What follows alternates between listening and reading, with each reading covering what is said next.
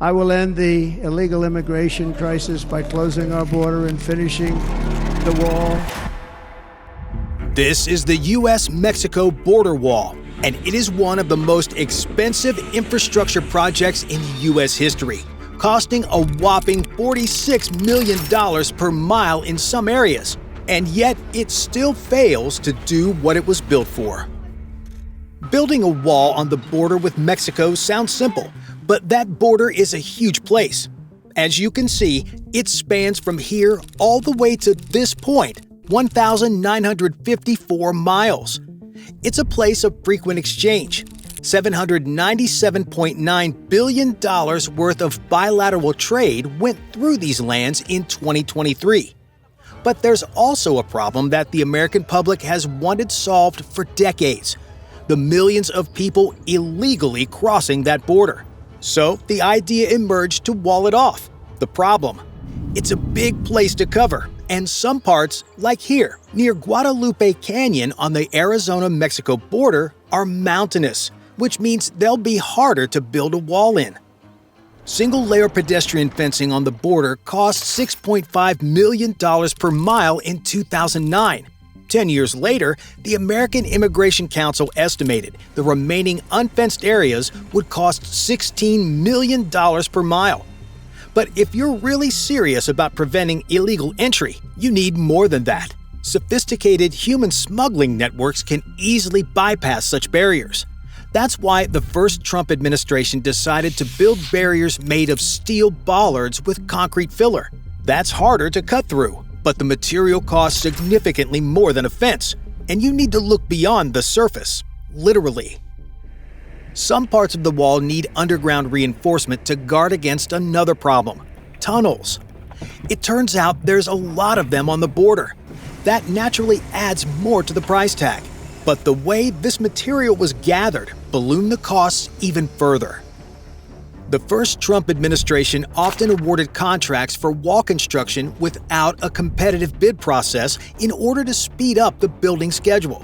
The result was a cost of about 5 times more per mile of barrier compared to previous administrations, averaging out to about $20 million per mile across all sectors of the border and all the contractors involved by January 2020.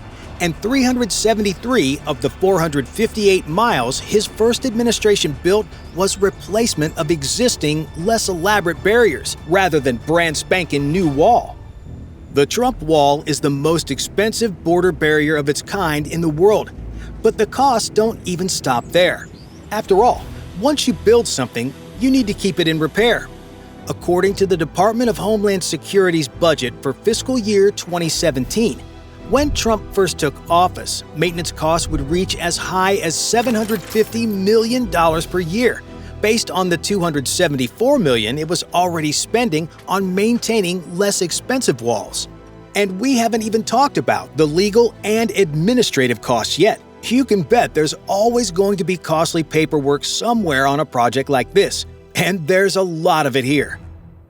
The United States government doesn't own all of the land that makes up the border. In fact, 2/3 of that real estate is privately owned. The United States government would be well within its rights to take that land under eminent domain for national security purposes, but that doesn't happen with the stroke of a pen. There's an extensive and costly legal process involved. $78 million by August 2017, with $21 million still to go as of then. And that was mostly before Trump took office. In July 2020, a DHS Inspector General report concluded that the United States Customs and Border Protection had failed to demonstrate the large-scale land acquisition capabilities it would need to secure the southern border. This inability led to contract modifications that contributed to more cost overruns. There were over 200 such modifications by October of that year, near the end of President Trump's first term. So the expenses to build the border wall just kept going up. Trump's attempts to come up with the cash have led to additional costly legal challenges. He took a lot of money that Congress had designated for other purposes to do it. Congress only approved $4.5 billion of the $18.4 billion of wall funding from 2017 to 2020, and these legal challenges delayed construction. More uncertainty about the wall came when Joe Biden took office in 2021. As he promised, he stopped building it, throwing existing contracts into limbo. Not only that, he sold a lot of the material off.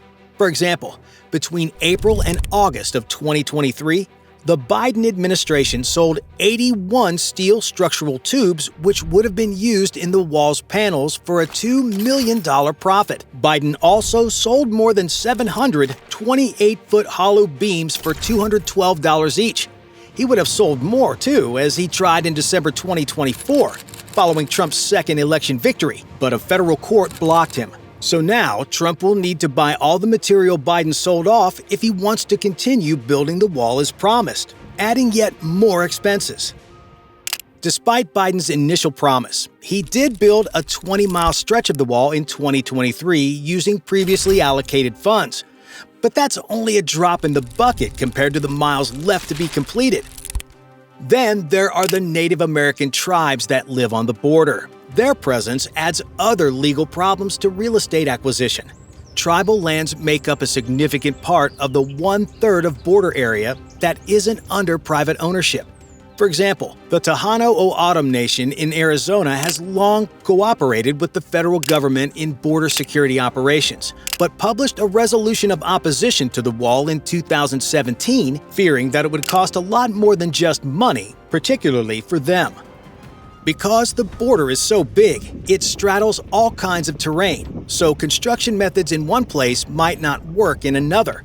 Some of the land is rough and requires equally rough handling. Occasionally, explosives will need to be used to go through mountainous or other rough terrain. These techniques naturally come with severe cultural and environmental impacts in the border area. Native American communities on both sides of the border have been disproportionately impacted. Sacred cultural sites have been damaged by these blunt construction methods, including tribal burial grounds. The wall has even interfered with their ability to access essential water sources. The hit to local ecology has been as severe. The first Trump administration waived environmental laws such as the Endangered Species Act and the National Environment Protection Act to ensure rapid border wall construction, and the result could be devastating to many plant and animal species. For example, the wall may hamper the migration of species like the jaguar, Mexican wolf, and ocelot by preventing them from reaching their northern ranges. But it's not just the charismatic species like these. Over 93 endangered animals could be threatened through habitat loss and fragmentation. Unique plant species are also under threat. The wall might threaten the movements of pollinators, for example, which in turn means fewer of the plants will reproduce. This ecological damage was exactly what the Tohono O'odham Nation feared in 2017 as the Trump wall began to be built. Their resolution opposing the project warned that it would injure endangered species of animals and plants sacred to native tribes, deny tribal members access to their cultural sites like cemeteries, further divide tribal communities, and interfere with their rights to practice their religion, such as the annual St. Francis pilgrimage to Magdalena, Mexico. Because Trump made the wall such a central campaign promise, no area has been off limits to its construction. Arizona's Organ Pipe Cactus National Monument, San Bernardino National Wildlife Refuge, Coronado National Forest, and parts of a national wildlife refuge in the lower Rio Grande Valley of Texas have all seen wall infrastructure built. Mark Morgan, the acting commissioner for Customs and Border Protection during the first Trump administration, answered the environmental concerns in September 2023 by saying, "If we disrupt a butterfly habitat or a few cacti die in exchange for disrupting the cartel's operational capacity to threaten our nation's safety and national security, I'm okay with that trade-off." But that begs the question, does the border wall actually work in the way he assumed? The Trump border wall has an impressive height. It's 30 feet high in some places. It's also made in a way that's hard to climb. And even if someone does climb it, getting down is an ordeal of its own. There are 229 climbing-related injuries in the wall sections Trump built between October 2021 and June of 2022. That sounds like a point in his favor. But people being what they are, they can and have found ways to get around the barrier. Some people in the area between Granjeño and Hidalgo have used ladders that cost as little as $5 to safely get over the wall. Despite its more durable construction, people have found a way to cut through it too. It happened 3,000 times between 2019 and 2021, thanks to the help of common construction tools like angle grinders and demolition saws. But then there are the tunnels that go under it. Smugglers have used tunnels to get beneath barriers on the US-Mexico border since at least the 1900s. Over 150 were found by 2017. Some of these tunnels are shockingly sophisticated, and the Trump border wall hasn't been as effective against them as it was advertised to be. The San Diego sector of the border is among the most heavily fortified. Nevertheless, authorities discovered a tunnel there connecting to Tijuana, Mexico in January of 2020, and it was one of the most elaborate they ever encountered. It was over 4,000 feet long and featured rails, ventilation, and its own electricity supply, and even a drainage system. This was not a freak accident either. Border authorities found a similar tunnel in the same area just 2 years later. Where there's a will, there's a way, and wannabe border crossers have demonstrated remarkable ingenuity in defeating a barrier that Trump said would be impregnable. Granted, the more sophisticated attempts tend to come from Mexico's rich and powerful transitional criminal organizations looking to traffic drugs and people into the United States. But what about the ordinary people who couldn't go over, through, or under the wall? Contrary to popular belief, President Trump has at times downplayed the idea of a wall across the entire length of the border because there were natural barriers that would prevent illegal entry. That part was true, but it hasn't stopped people from trying to cross these natural obstacles. Instead, the wall has often funneled them into these much more dangerous sections of the border. Between 1994 and 2017, the remains of 7,800 border crossers were found in remote areas like the Sonoran Desert. Border fortifications didn't stop these people's determination to get to the United States. It rather just forced them to take the journey at much greater risk to themselves. To make matters worse, there are a lot of children that make this trip.